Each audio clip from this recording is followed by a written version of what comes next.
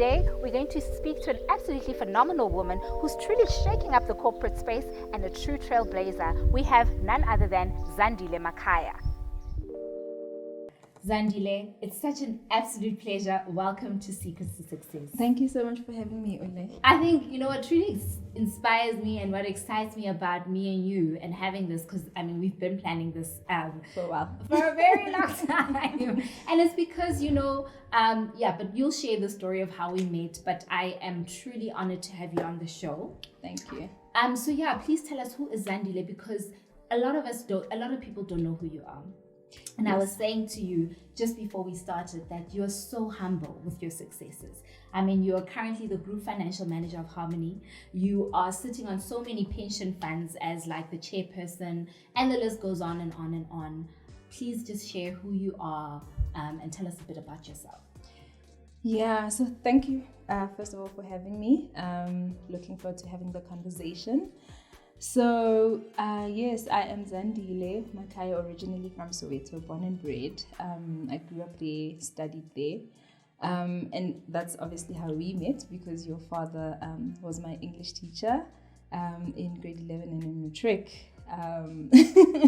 And we had such a special relationship because I was sort of the star student. Yes, Dad always talks about Yes, but obviously he played a very critical role in my studies early on throughout my matric, and really allowed me, the opportunity to then further my studies and go to varsity. So I'm very fond of that relationship. Yeah.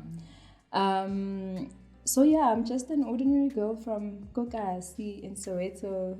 Who was truly trailblazing. Yeah, who just decided, I think, that I needed to be more. I needed to do more. I come from a very, humble background. We struggled quite a lot growing up, and I knew that I needed to do something. I needed to have a different avenue to be able to get out of poverty. So from a very young age, I decided that, I need a plan, and education for me seemed like a good plan. And hence I started reading a lot. Like you'll see, there's quite a lot of books in my house.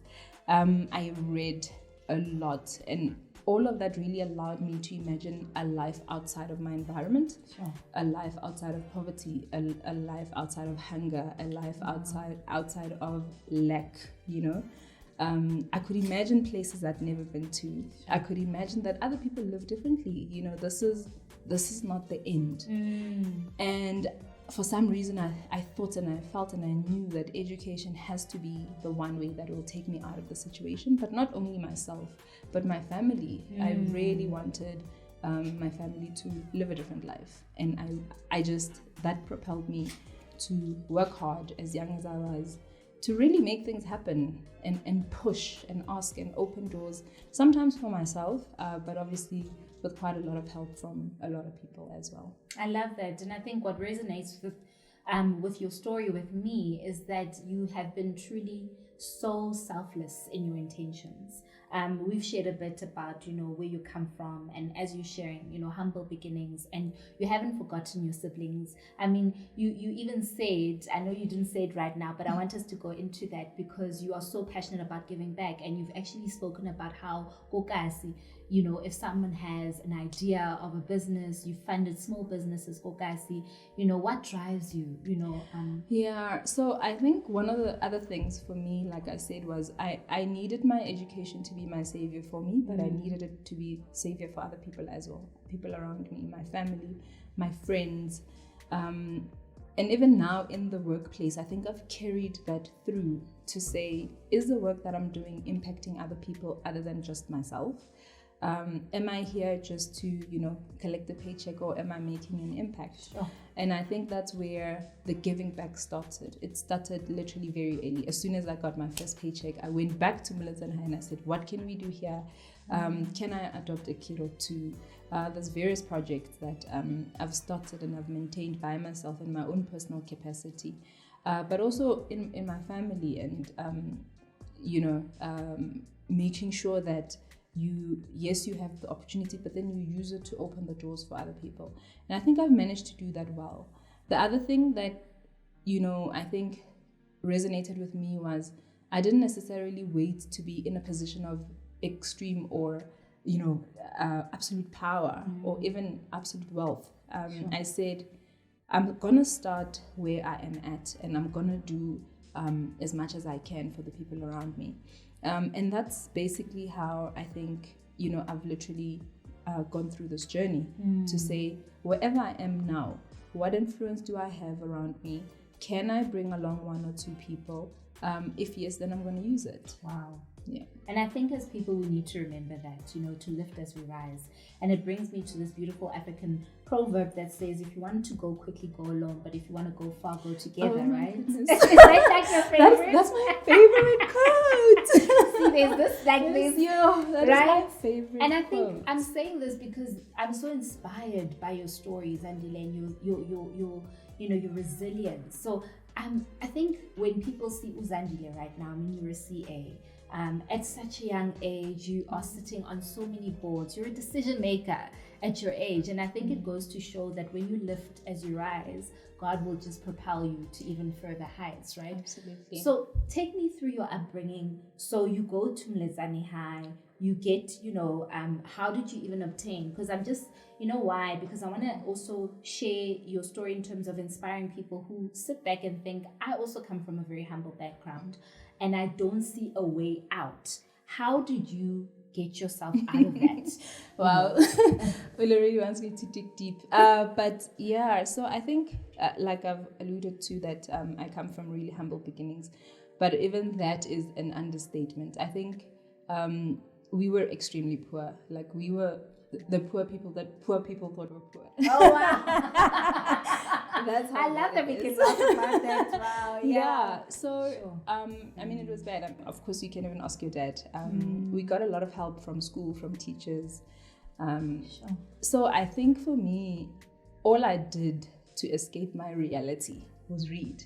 Sure. Which is, I think that's what sort of helped me to be, like I said, to imagine things bigger than me. So then I go, I finish my matric. I don't have money. My family doesn't have money. My mother has sort of managed to put together money by doing odd jobs for me to literally just apply. And I'm sitting there and I have no funding. I want to go be a doctor. But somehow that didn't even materialize, So I think this career that I'm in now, to be honest, chose me. Wow. It was by chance.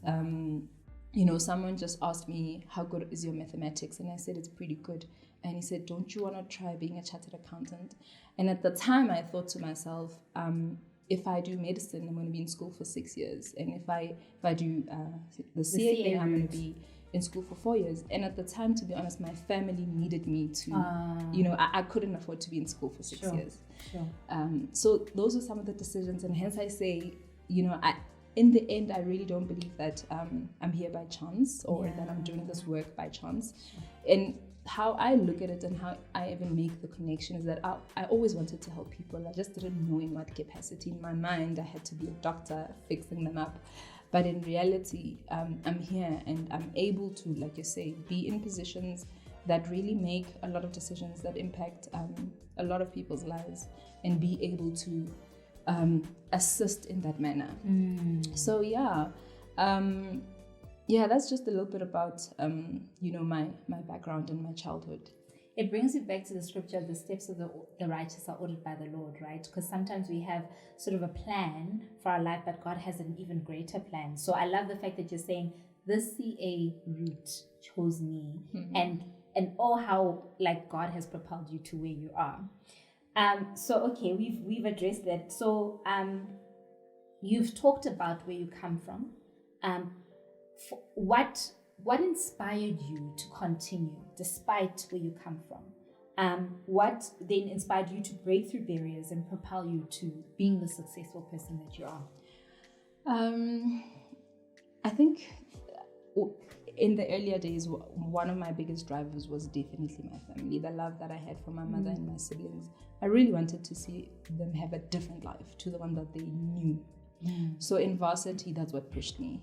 I worked, I studied hard. I also couldn't afford to fail because I had a bursary, and if I lost that, then I didn't know what was going to happen with me. I didn't have a rich family to back me up. So I didn't really have a choice. But what had happened was that built up my work ethic. So one of the things I'm really proud of is I have an insane work ethic. I really dedicate. I have this high commitment to excellence all the time. So that built up my work ethic very early on. So when I then went into the workplace, I really tried to always apply myself.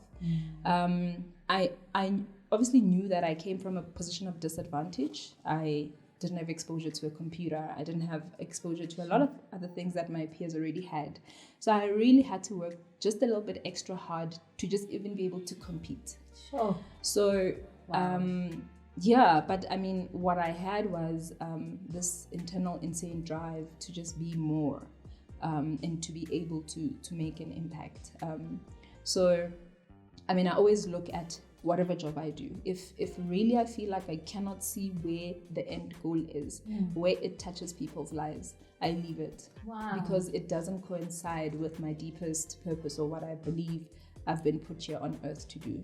Sure. Yeah.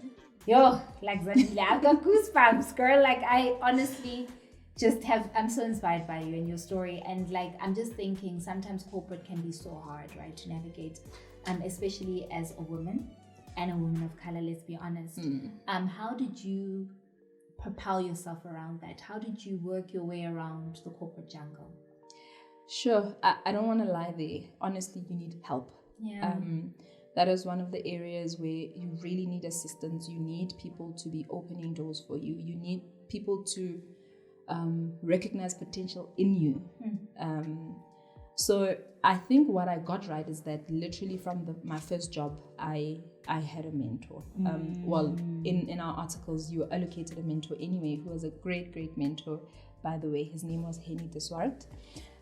So I had a great relationship with him, but I also asked this incredible lady, Mogashoa, who is now my friend, to mentor me as well. So I think I realized that there's quite a lot of things I don't know, and I need assistance to be able to get to the level that I think I want to.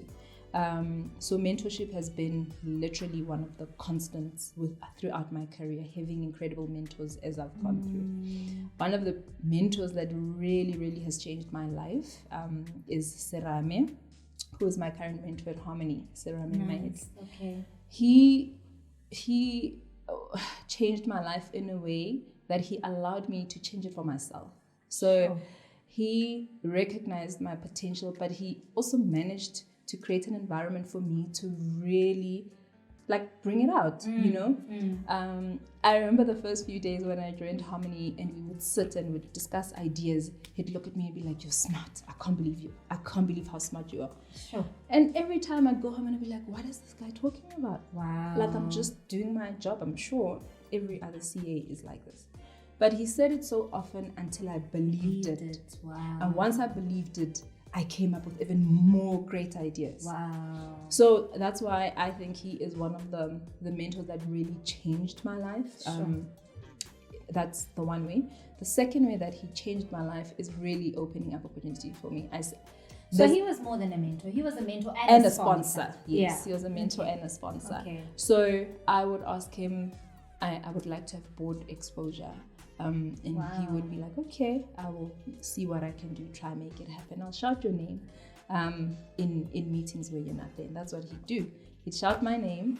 But but he always says it's like a tag team. He would open the door, but when I get there, I need it's to on be you. excellent. It's on you, girl. Make sure that, I need to make sure that he didn't lie. I like he didn't oversell me, and then now, there's not. So I think that's why that relationship for me has been so beautiful, is that it has been, like a give and take the whole time. And I think often people don't realize that mentorship is a two-way road. Hey, it's not just you taking. Also pouring back, and there's reverse mentorship. So Absolutely. He's also learned a lot from you. Oh, he has. Yeah. Actually, last week we had a very nice conversation, and he said to me, if I had known some of the things earlier on in my career, he's also said, earlier on in my career, I'd be further when I look at you that I've learned now. So there are certain things that he says he's learned from me. So you've touched on mentorship, and that was actually my next question, and you've answered it, and sponsorship and the difference.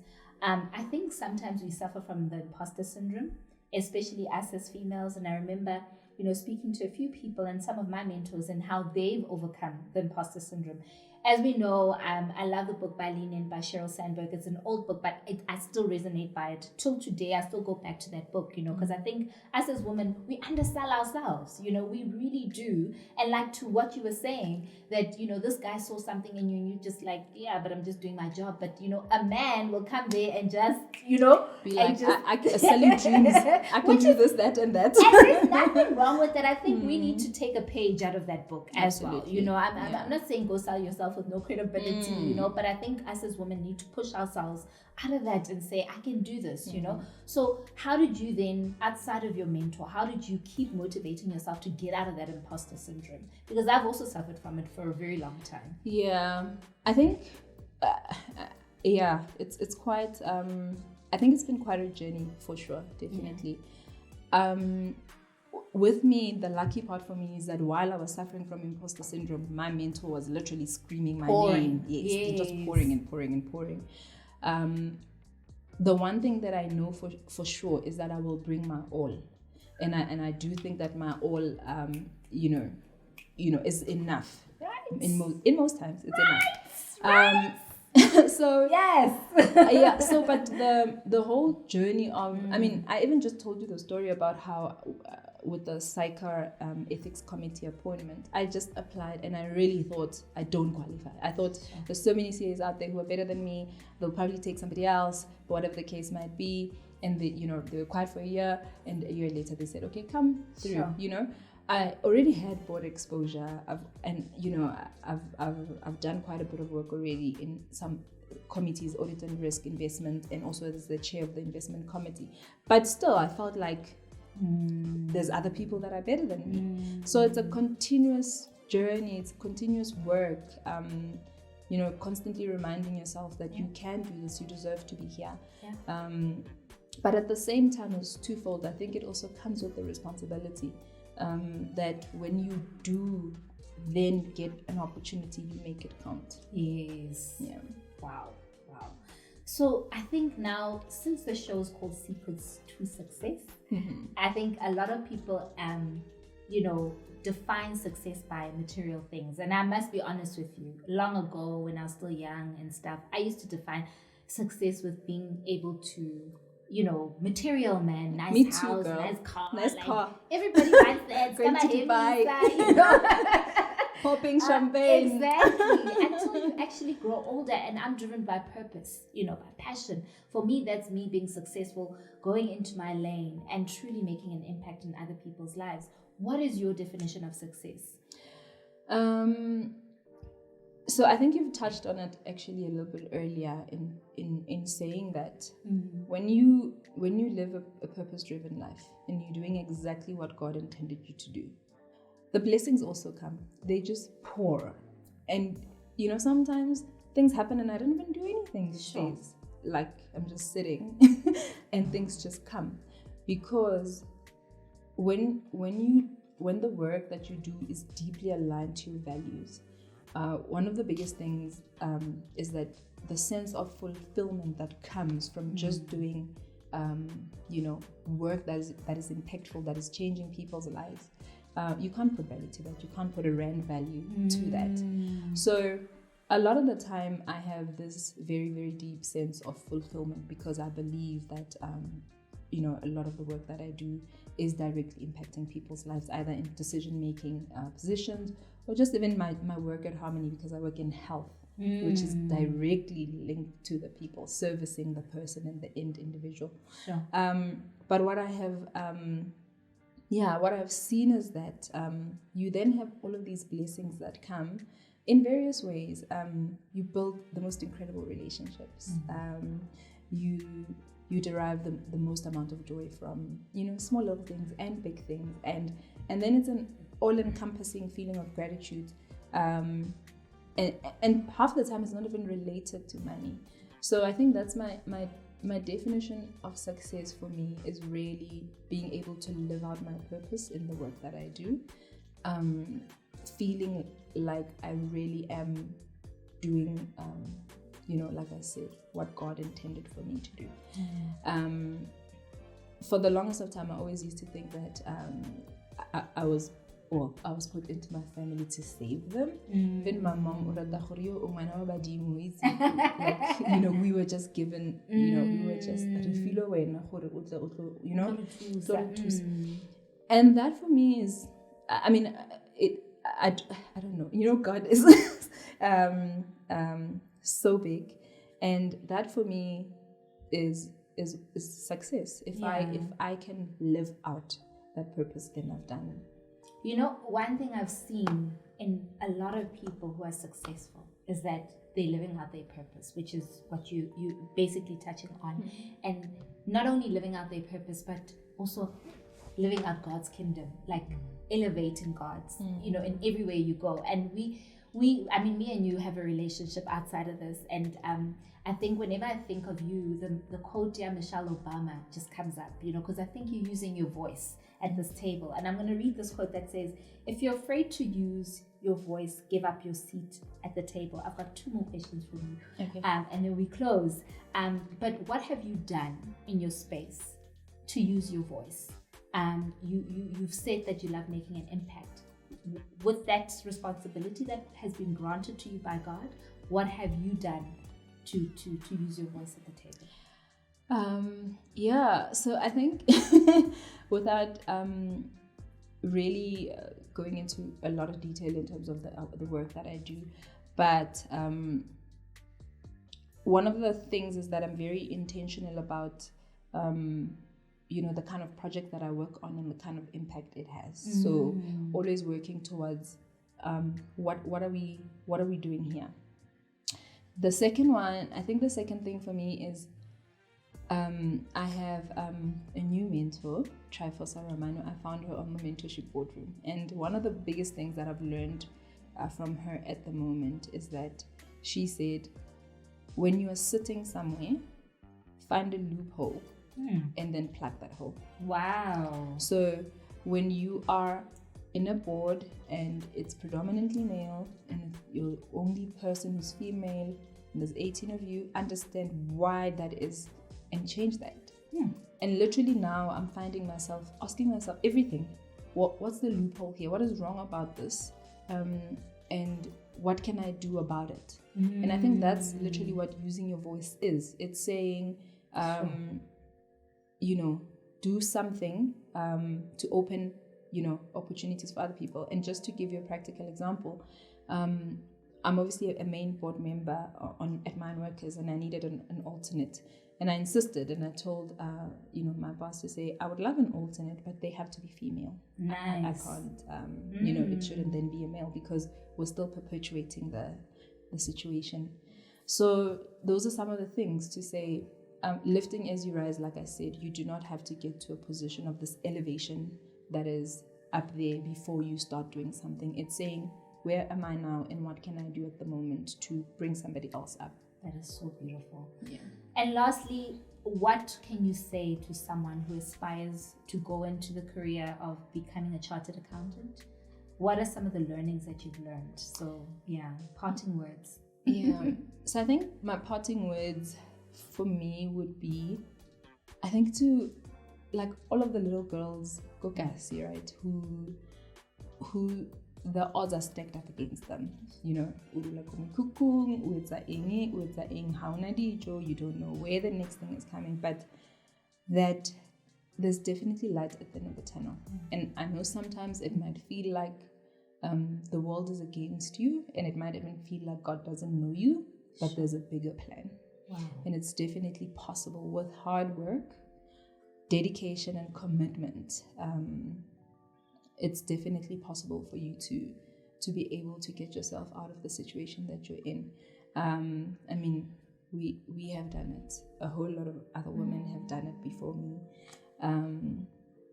So it's definitely possible.